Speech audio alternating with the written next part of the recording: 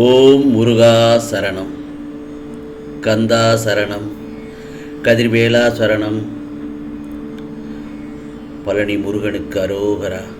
என் செல்ல குழந்தையே, இந்த முருகப்பெருமான் சொல்கிறேன், இதை நீ கேட்ட 20 நிமிடத்தில் நல்ல செய்தி வரும். எனக்கு நன்றி சொல்லிக் கொண்டே இருப்பாய் முருகா முருகா என்று. நான் ஒன்று சொல்லட்டுமா? ஒவ்வொரு உறவுகளாலும் நீ ஏமாற்றப்படுகிறாய். இன்று வரை ஒவ்வொருவருக்கும் ஒவ்வொரு தேவைகள். அவரவர் தேவைகள் முடிந்ததும் உன்னை விட்டு விலகிச் செல்கின்றனர். அப்படித்தானே? என் செல்ல பிள்ளையே, கவலைப்படாதே.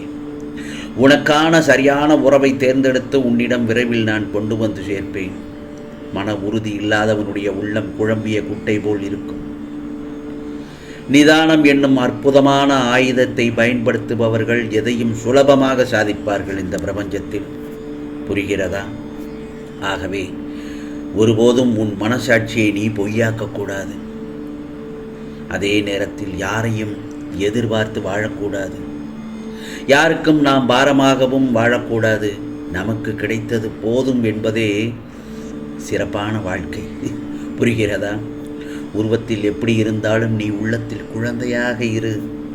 நிச்சயம் உலகமே உன்னை நேசிக்கும்.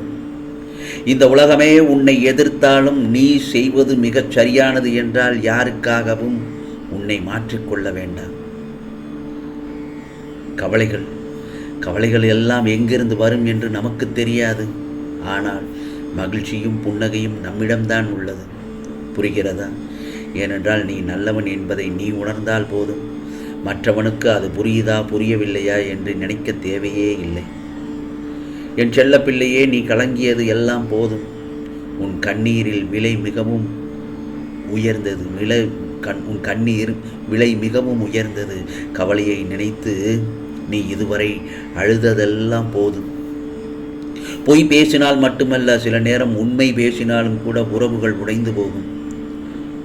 ஆகவே இந்த முருகப்பெருமான் அருளால் இன்றோடு உன் துன்பங்கள் விலகி, உனது வேண்டுதல்கள் நிறைவேறி, உனது குடும்பம், உனது தொழில் நீ நினைத்ததை விட இரட்டிப்பான சிறப்பாக இருக்கும். ஆம் செல்லமே, உன் வாழ்க்கை இனி இனிமையாக இருக்கும். கவலைப்படாதே. உன் மதிப்பை நீயே குறைத்து கொள்ள வேண்டாம். தேவையில்லாமல் தயங்க வேண்டாம். ஒரு முறை எதிலும் முயற்சி செய்து பார். ஒரு முறை எதிலும் முயற்சி செய்து கொண்டே இரு. அப்படி இருக்குமேயானால், வெற்றியானால் இன்னும் அடுத்த கட்டத்திற்கு செல்வாய். ஒரு முறை எதிலும் முயற்சி செய்து பார். வெற்றியானால் இன்னும் அடுத்த கட்டத்திற்கு செல். அதுவே தோல்வி அடைந்து விட்டால் அதையே நீ பாடமாக எடுத்துக்கொண்டு அதனை கற்றுக்கொள். ஆகவே முயன்றால் எதுவுமே முடியும். என் அறிவுரைகளை முழுதும் நம்பி கேட்டால் நிச்சயம் என் செல்லப்பிள்ளைக்கு ராஜயோகம்தான். என் செல்லமே, ராஜயோகம்தான். நீ இதை கேட்ட 20 நிமிடத்தில் நல்ல செய்தி வரும். நிச்சயமாக வரும்.